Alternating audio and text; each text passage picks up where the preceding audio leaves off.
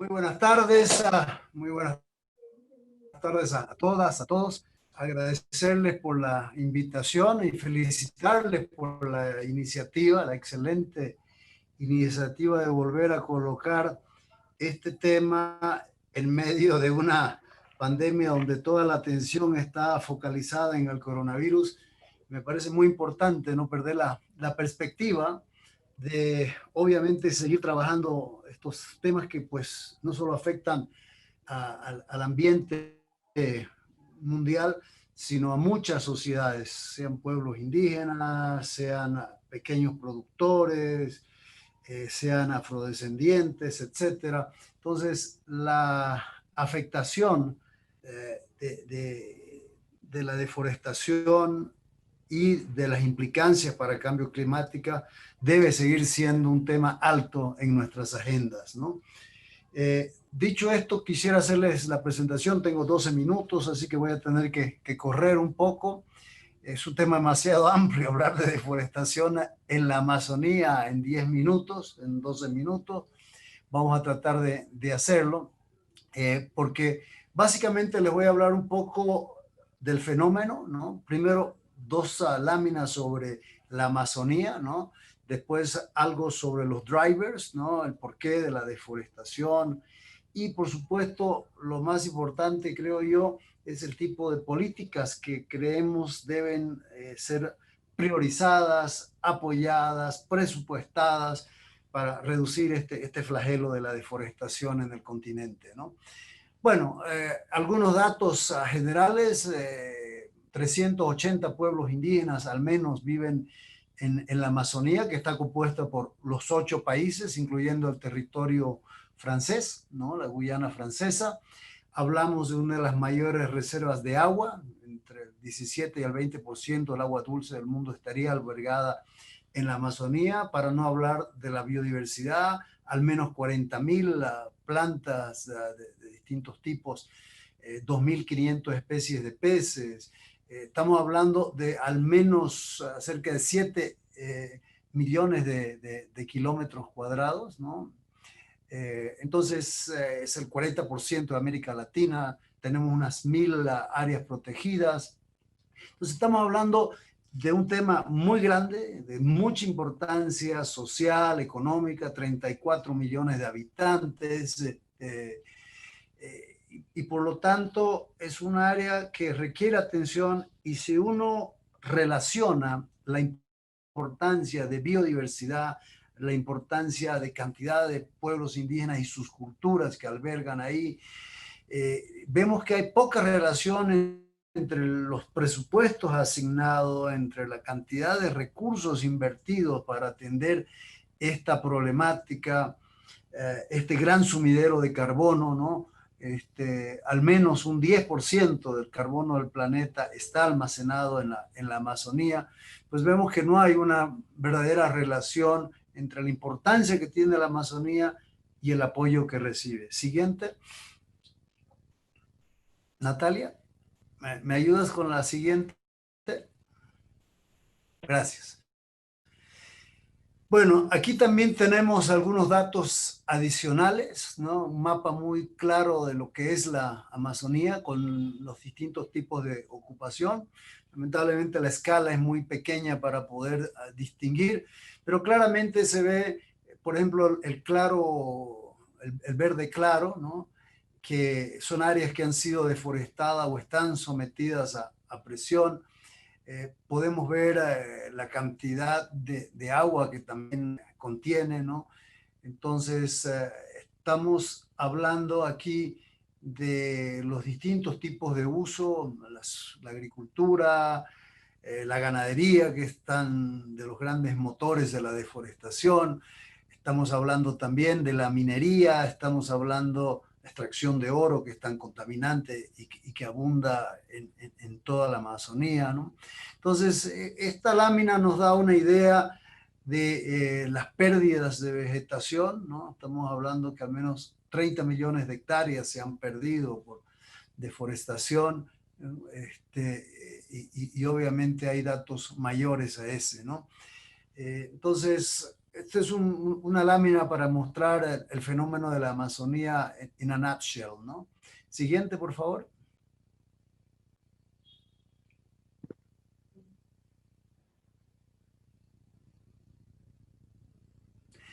Bueno, aquí son los distintos tipos de derechos.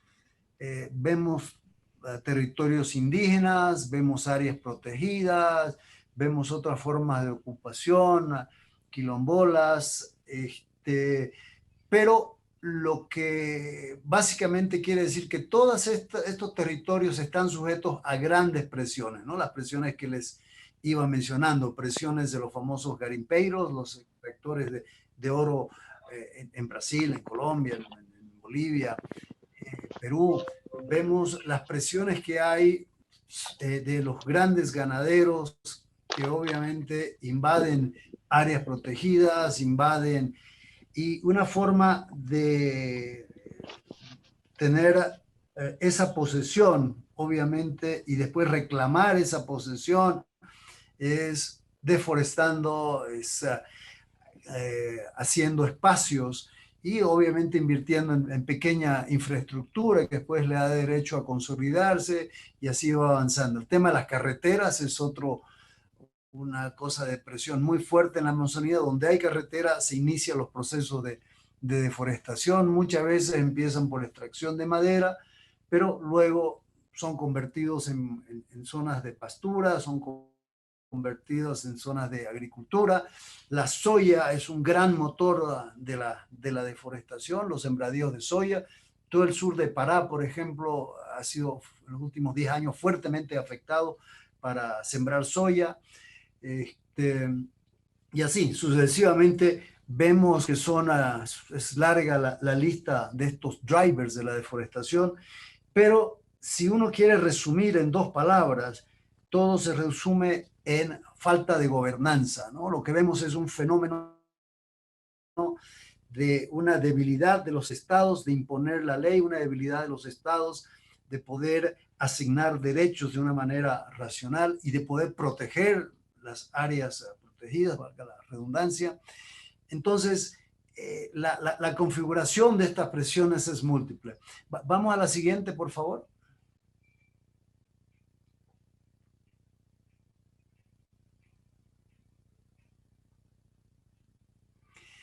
Entonces, aquí son algunos datos sobre las hectáreas deforestadas en Colombia, en Perú. Brasil está cerca del millón, con un gran aumento en el último año.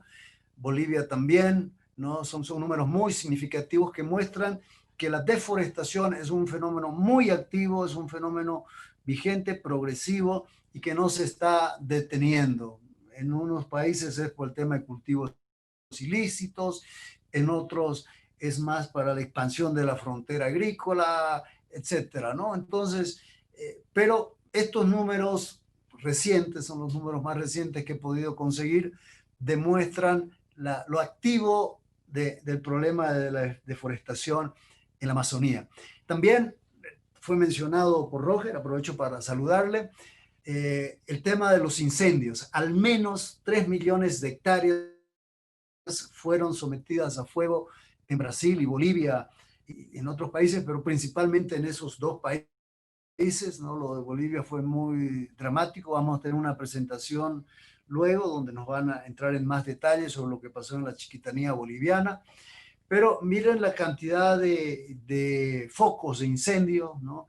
Realmente es muy asustador este aumento que ha habido. Fíjense que en todos los casos, salvo el caso de Ecuador, todos los demás países son aumentos muy significativos en los incendios que degradan estos bosques, degradan la biodiversidad, afectan los cursos de agua, afectan la disponibilidad de los recursos hídricos. Entonces, el fenómeno de los incendios también debe ser de altísima preocupación de las políticas públicas. Siguiente, por favor.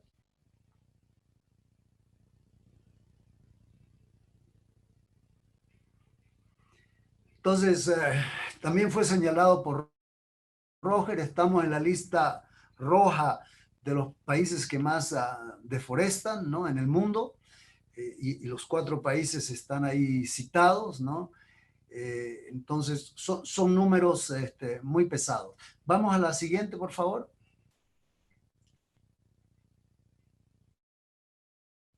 También hablar de algunas iniciativas positivas. El tema, el Código Forestal fue un de Brasil fue un gran avance en términos legislativos y de gobernanza, puesto que establece que en la Amazonía un 20% de la tierra de las propiedades pueden ser utilizadas y un 80% debe mantenerse como bosque bajo prácticas de manejo conservacionistas, ¿no? En alguna medida sirvió el Código Forestal brasileño para disminuir, y fue notorio la disminución que hubo en unos años. Lamentablemente ha vuelto a aumentar la deforestación, pero sí ha tenido un impacto muy positivo que es importante destacar, al igual que el programa Floresta Más. El tema del catastro ambiental rural es un modelo muy interesante, yo diría que debería ser extrapolado a todos los países por la precisión que tiene, qué está sucediendo en cada una de las propiedades. Es también para Brasil, pero es un sistema georreferenciado que permite conocer las dinámicas, porque eso va acompañado también a declaraciones juradas sobre uso del suelo. Un sistema muy interesante, la agricultura de bajo carbono, esas iniciativas que también se dan en varios países de la Amazonía, son iniciativas positivas, agricultura de conservación, el trabajo con muchos pequeños productores para adecuar a prácticas conservacionistas agrosilvopastoriles, el tema de las, en Brasil se llama integración laboral fecuaria floresta, que básicamente los sistemas agroforestales y agroforestales y pecuarios, que también de alguna manera ayudan a estabilizar la producción en un solo lugar y evitar la agricultura itinerante. Siguiente, por favor.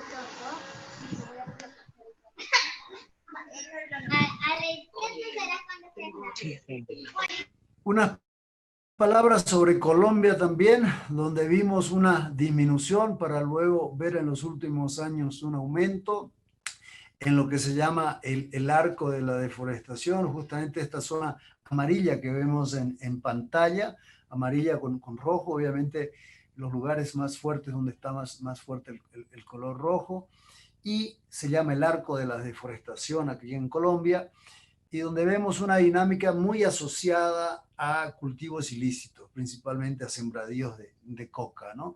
Entonces, en cada país es un tanto diferente, los drivers, los motores de la deforestación, pero en el caso de Colombia está muy asociado a ese fenómeno y sucede en esta zona del subandino de alguna manera y la zona fronteriza con la Orinoquía. Siguiente.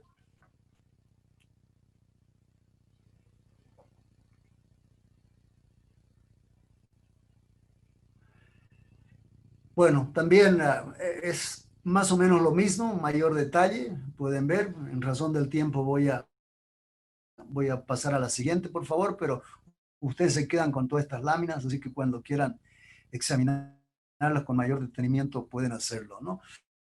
Entonces, si bien está referido a Colombia, esto de alguna manera demuestra lo que sucede en los demás países, ¿no? La tala ilegal, todo lo que significa la ampliación de la frontera agrícola en áreas no permitidas, principalmente áreas protegidas, parques nacionales.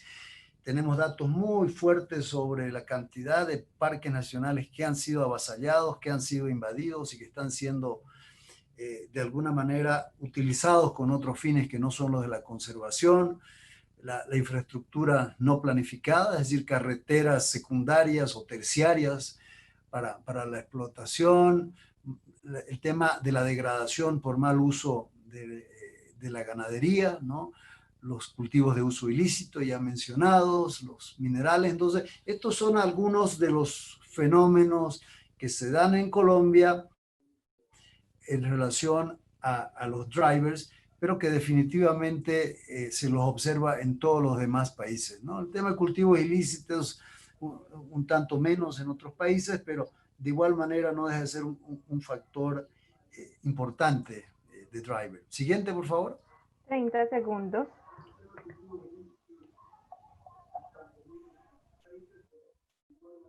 Natalia. Gracias. Podemos pasar también esta adelante. Ya me refería a este tema. En aras del tiempo vamos a pasarla. Bueno, retrocedamos al anterior, por favor.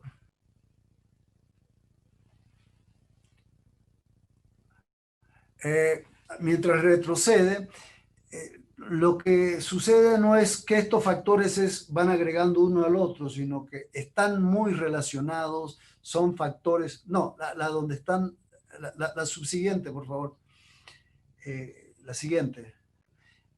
Entonces, son factores concatenados de cómo la producción de coca, por ejemplo, se entrelaza con después la producción pecuaria. Primero se siembra coca, después se pasa a pastos para producción pecuaria, después puede ser para soya o otro tipo de cultivo. Entonces, aquí también queda muy claro los temas de la inseguridad jurídica sobre la tenencia de la tierra como un gran factor, ¿no? Que de alguna manera obliga a que se tengan de tratar de consolidar los derechos en base al uso y no en base simplemente al derecho propietario, ¿no? Entonces, los baldíos, los desplazamientos, entonces es un fenómeno muy complejo, muy interrelacionado, con distintas variables que están articuladas entre sí, ¿no? Siguiente.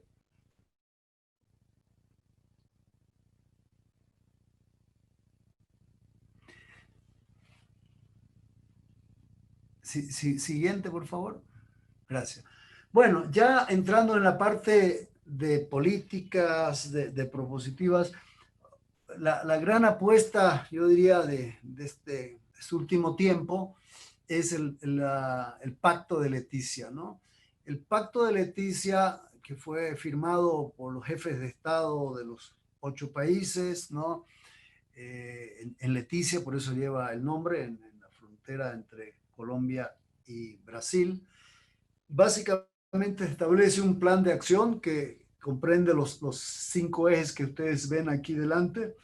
El eje de reforestación, conservación, evitar la deforestación, los temas de seguridad que también son claves para la gestión de la gobernanza, la gestión de la información, el empoderamiento de las mujeres y pueblos indígenas. Yo agregaría también de afrodescendientes, el financiamiento y cooperación internacional.